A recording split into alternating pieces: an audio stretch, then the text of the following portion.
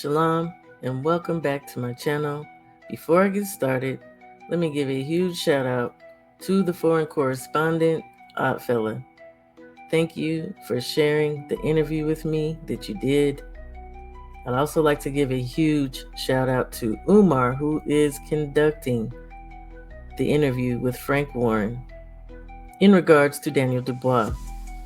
Apparently, there is still something in the air in regards to what was wrong with Daniel Dubois.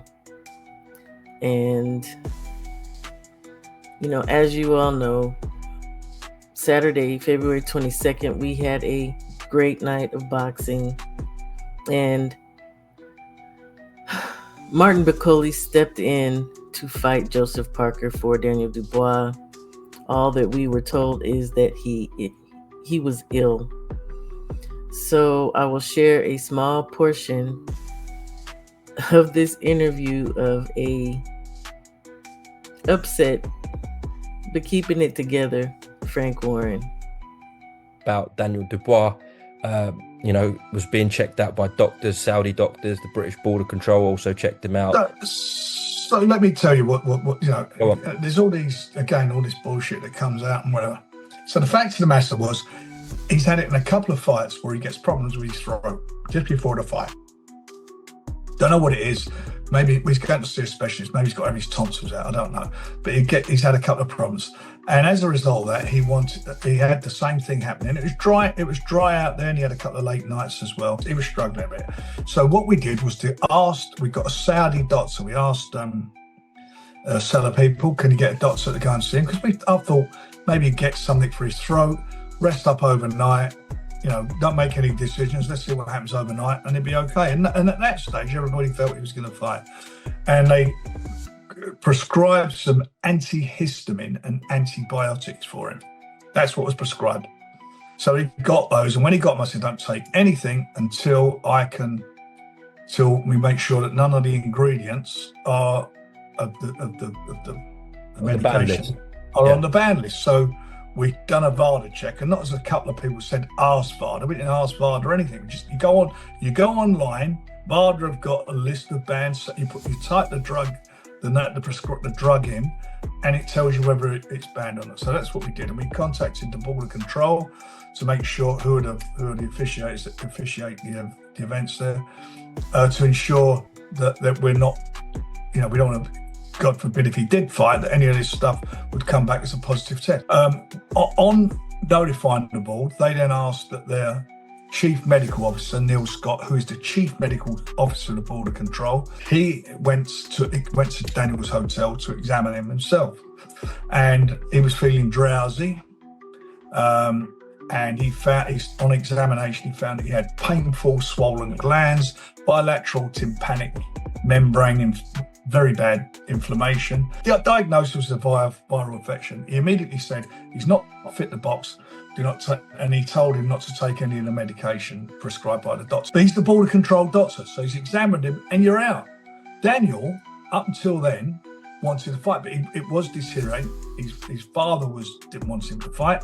Get that? He's his dad. And I'm telling you, out of anybody, anything, if he weren't 100%, I don't want him to fight. I don't want to be saying after the fight, he's got a hand injury, he's got this happened to him, that happened to him. You go into a fight, you've got to be 100%. Excuses after the event mean, that, especially if you're going in injured, mean nothing. So the bottom line of it is the Border Control doctor said he was unfit to fight. That's the end of it. I'm not going to tell you the amount, but it was amazing, mega money he was getting paid for that fight. He's trained his balls off for it. He's incurred the cost of a major training camp, sparring partners, flying them in from around the world, putting them up in hotels, feeding them, all the stuff that goes with it. It's expensive exercise, all of it, and it's unrecoverable. You cannot recoup that money. And if somebody thinks that something's wrong, you've got a viral infection, it's affecting all your eardrums and everything. You think you're getting punched in the head. You think that's I'm going to allow that to happen? The Border Control, the doctor wouldn't allow it to happen, and I'm certainly not going to let it happen. So, in the end, Frank told folks to back up off of his guy, as this was a voluntary IBF title defense. I also found footage of Don Charles, who is Daniel Dubois' trainer, saying that not only did Frank make that call, but he, as well as two doctors that Daniel Dubois saw in Saudi, they all called off the fight. So they're feeling like there should be no question as to whether or not Daniel was sick. Now, as I stated before, after Usyk beat Fury last December, or just this past December, in their second fight, we all saw Daniel Dubois get in the ring, and he told Usyk, "I want my revenge." And Usyk shook on it and agreed to give him a rematch. Now, oddly enough, Monday on my channel, we were speaking about the fight and maybe some of the fallout of what happens next for whom. Some of the people spoke to the fact that they felt like Joseph Parker deserved a shot at the belts with Usyk. I personally myself said, because of what happened in Poland, when Daniel Dubois fought Usyk, Daniel deserves that shot first. And I also found some footage of Don Charles saying that Usyk is a fake. He is upset. He said that in Usyk doing that, basically, that as religious as he proclaims to be, he is a liar. And he said that the whole outcome of Daniel technically possibly should have won that fight with the so-called low blow. You know, it had Daniel distraught. He said, but now they're back. And while they're not looking back to that fight, they're looking forward to a rematch with him. But again, Joseph Parker apparently is angry. I will read an interview that I have on Boxing Showtimes. I don't have an author. Take this for what it is worth. The title of the article is Angry Joseph Parker. Joseph Parker, riding high off consecutive wins over Deontay Wilder, Zhilei Zhang, and Martin Bakole, finds himself in a frustrating holding pattern despite his surging momentum. Parker was set to fight for the IBF title against Daniel Dubois before Daniel withdrew at the last minute due to illness. Facing Bakole on short notice, Parker delivered a swift victory only to see his world title dreams put on hold yet again. According to the Kiwi heavyweight, it now appears Alexander Usyk will rematch Dubois instead of taking on Parker. Speaking with the Herald, Parker admits he's a bit angry at the situation. He's tired of waiting to reclaim a version of the heavyweight crown he last held in 2018, and he had hoped his run of high-profile victories would grant him the shot he believes he's earned. Of course, Parker's annoyance is entirely justified. The 33-year-old still holds out hope he'll see a title fight in the near future. But in the meantime, he anticipates one more fight before being granted his championship opportunity. The next step could come against unbeaten Agit Kabayel, who recently impressed with a knockout of Zhilei Zhang, or perhaps a rematch with Joe Joyce, if the timing works out. Parker says he'll face anyone refusing to settle for softer touches while chasing his shot at Usyk or whoever holds the division's major belts. For Parker, it's not just about a title, it's about recognition of his standing as one of the best fighters in the world. He's delivered action and taking dangerous matchups, leaving many to wonder what more he must do to secure a marquee showdown for heavyweight gold. So, with that said, again, for me personally, it doesn't change my feelings. I do believe that one, Usyk agreed already to rematch Daniel Dubois. I do believe Parker absolutely deserves a shot at those 3 belts. As well, he's still, as of right now, he would still have to fight Daniel Dubois. But now, if Daniel Dubois and Usyk fight, obviously there will be a winner. We will either have a new heavyweight undisputed being Daniel if he wins that match, or it would again be Alexander Usyk becoming once again the undisputed heavyweight. To be honest, I really like the way that plays out better. I like Dubois and Usyk going at it again, and then the winner of that fighting Parker. But we also heard in that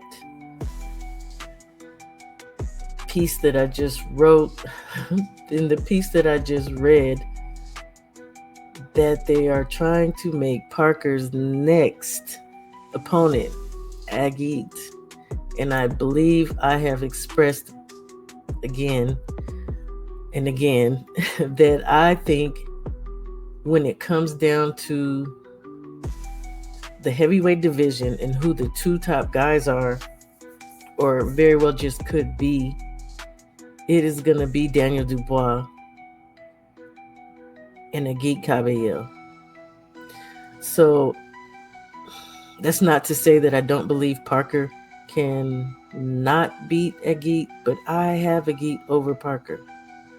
To be honest with you guys, I think Agit gives Daniel Dubois a difficult fight. And it is, I will say that it is, it's kind of sad that Parker has had these string of hard fights, irregardless of whether or not he feels like he doesn't want an easy fight. I mean, man, Deontay, Zhilei Zhang, Martin Bakole, and then if he has to fight Joe Joyce again, you guys, I definitely would have Parker beating Joe this time. But, Agit. So that being said, if Agit beats Joseph Parker, then dang, then it comes down to Agit and the winner of Usyk and Dubois. Either way it goes, I tell you what, I'm very happy. I'm very happy with movement. I like the movement. I like what's happening. I know that they'll sort it all out. And I guess the only player that's still around to some degree is Martin Bakole. But I did catch wind of the fact that Martin is now ineligible for the IBF eliminator status, which I'm not gonna lie, that's pretty darn messed up. So I mean, at this rate, if he's out of contention for the IBF eliminator title, what would be the purpose of fighting? I'm not going to say that. He can still fight F.A. Jabba, but I would think he'd look for some other avenue to get back in contention, be it the IBF or any other sanctioning body. I did say also in my live Monday that, we all... It's cold. It's a cold world, y'all. We all make choices, and he chose to get that quick money. I believe he ended up making $600,000. So, he wanted that money. He did not have a camp, with the 2-day notice to replace Daniel. It may have just been wise to let someone else who did not have so much on the line step in. Like, it's jacked up, but we all make choices, right? So, and I don't want to sound cruel. So I just thank you guys. Thank you for stopping by and having a listen. Let me know. Let me know what you think in the comment section. Like I said, it's always a conversation.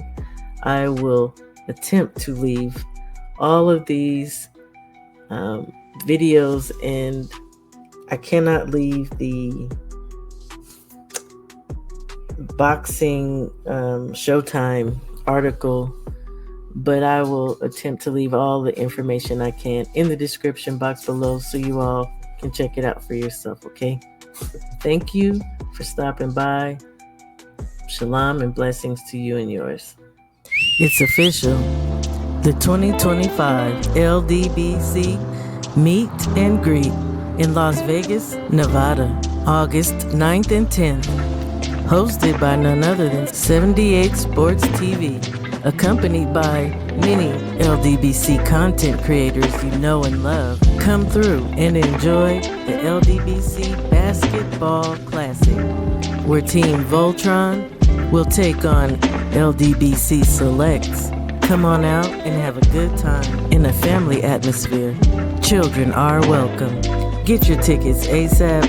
Use code SHAWA to receive $5 off. See you there.